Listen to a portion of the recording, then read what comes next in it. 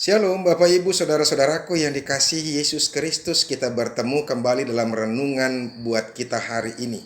Saya berharap kita tetap dalam keadaan sehat-sehat saja dan penuh sukacita.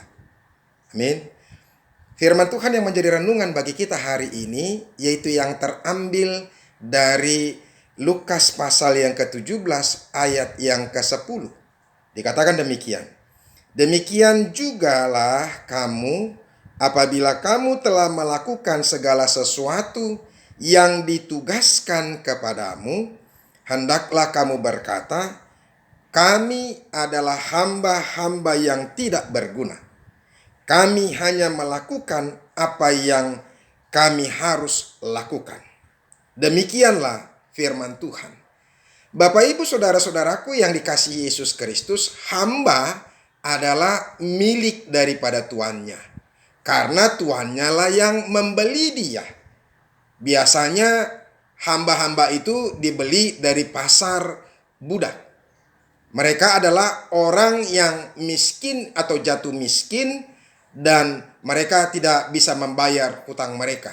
Sehingga mereka akan menjual diri mereka. Ya, atau yang seperti saya katakan tadi, mereka punya hutang sehingga mereka harus menjual diri mereka dan memperhambakan diri mereka kepada tuan yang memiliki hutang, yang menghutangi dia dalam kehidupannya. Itu tercatat juga dalam Ulangan pasal yang ke-15 ayat yang ke-12. Apabila seorang saudaramu menjual dirinya kepadamu. Dikatakan apabila seorang saudaramu menjual dirinya kepadamu. Ya, kenapa dia menjual dirinya? Karena dia tidak bisa membayar hutangnya. Dia memiliki hutang dan dia tidak mampu membayar hutangnya kepada yang mempiutangi dia. Baik seorang laki-laki Ibrani ataupun seorang perempuan Ibrani, maka ia akan bekerja padamu 6 tahun lamanya. Tetapi pada tahun yang ke-7 engkau harus melepaskan dia sebagai orang merdeka. Artinya dia harus menjadi budak bagi orang yang mempiutangi dia. Oleh karena itu, orang yang menjadi budak, dia tidak memiliki hak bahkan atas dirinya sendiri. Dan dia tidak bisa melakukan sesuatu sesuai dengan kehendaknya.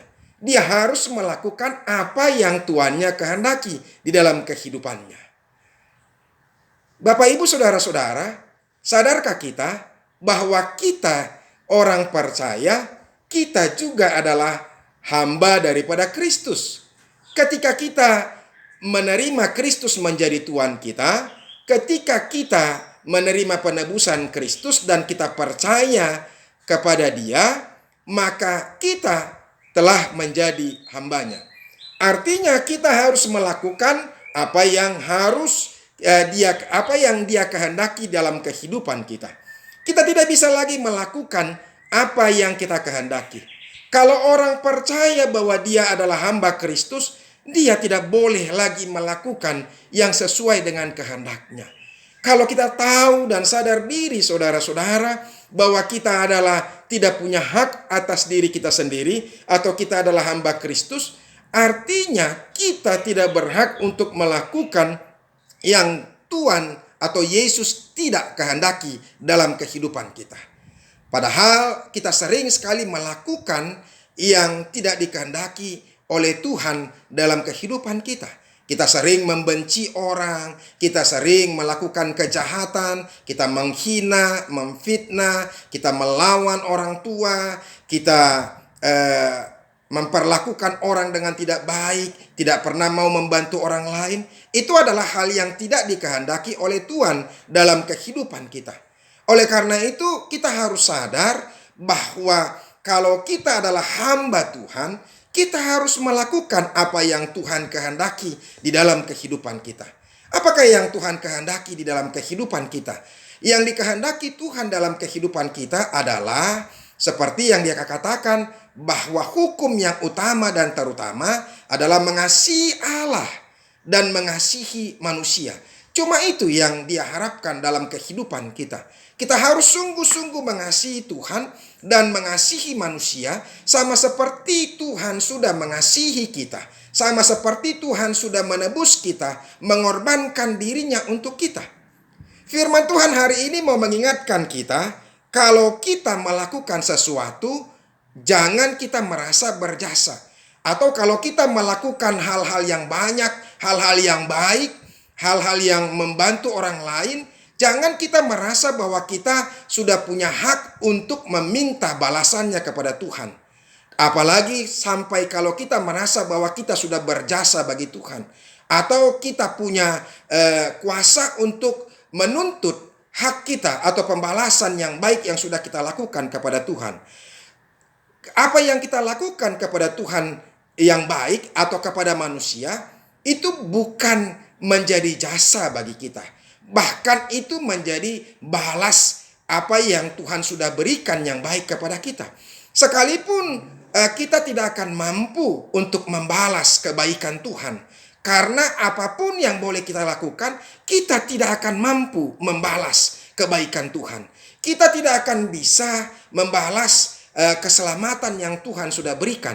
Bayangkan kita adalah milik daripada iblis. Kita direbut, kita dirampas dari iblis supaya kita menjadi hamba Tuhan, anak-anaknya, orang yang dilepaskan dan orang yang diselamatkan. Kita dulunya adalah orang yang mati karena dosa kita, tetapi kita sudah diselamatkan. Oleh karena itu, nggak ada lagi kata yang boleh kita katakan kepada Tuhan bahwa kita punya jasa. Apalagi kepada orang-orang, kita sudah mempiutangi Tuhan dalam kehidupan kita dengan kita melakukan yang baik. Saudara-saudara di gereja, pada saat ini ada begitu banyak orang yang merasa ketika dia sudah melakukan yang baik, ketika dia memberikan persembahannya yang besar, ketika dia melakukan memberikan ucapan syukurnya, memberikan perpuluhannya, membantu orang-orang, atau membantu diakonia sosial gereja, atau banyak hal yang dia lakukan dalam kehidupan manusia atau gereja, dia merasa bahwa dia sudah bangga untuk itu. Padahal itu bukan satu kebanggaan, justru itu satu kewajiban. Itu harus dilakukan oleh orang Kristen, orang yang sudah ditebus oleh Kristus. Itu kewajiban kita, saudara-saudara, bukan menjadi satu kebanggaan bagi kita. Kalau kita sudah melakukan yang baik, jangan kita menuntut bahwa kita sudah berhak untuk dihargai oleh orang lain.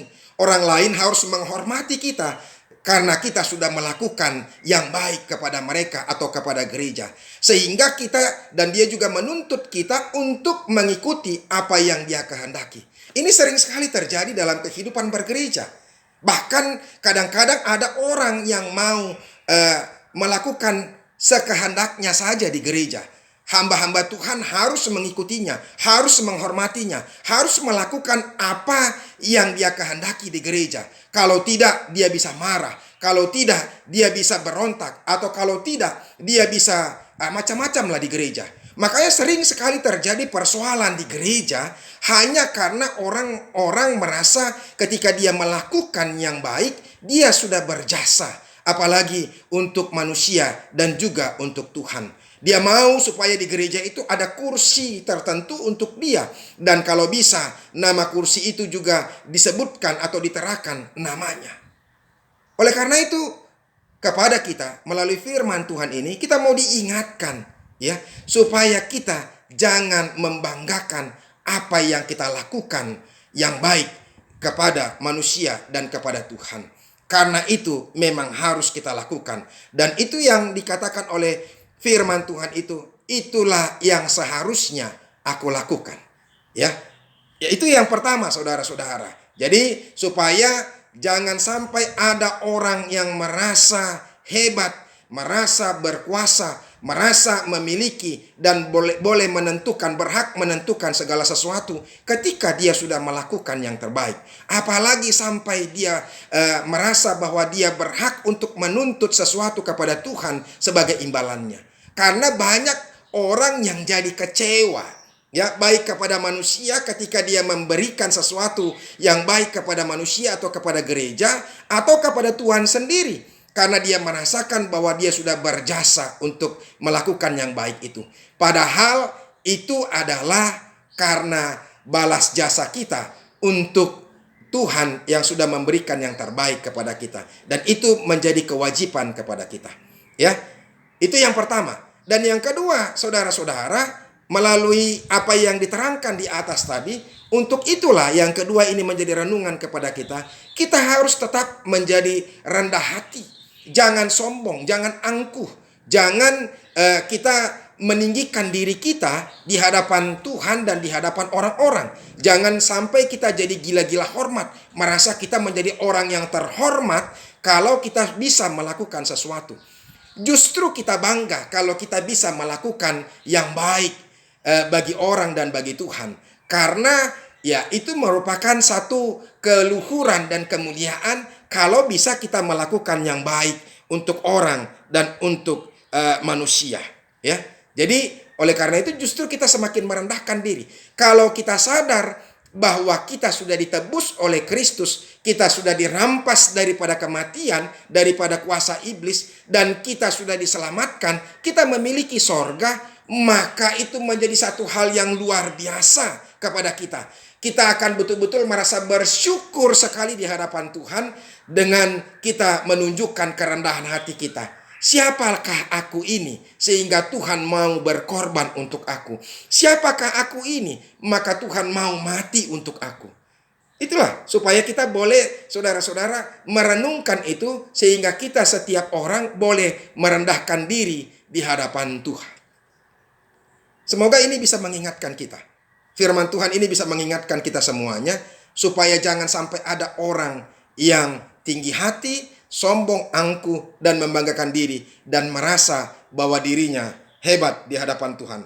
Sekali lagi, firman Tuhan mau mengingatkan kita, apabila kamu telah melakukan segala sesuatu yang ditugaskan kepadamu, hendaklah kamu berkata, camkan ini, kami adalah hamba-hamba yang tidak berguna. Kami hanya melakukan apa yang kami harus lakukan. Demikianlah firman Tuhan. Semoga ini memberkati kita. Bersukacitalah di dalam Tuhan. Tuhan memberkati hidup kita. Amin.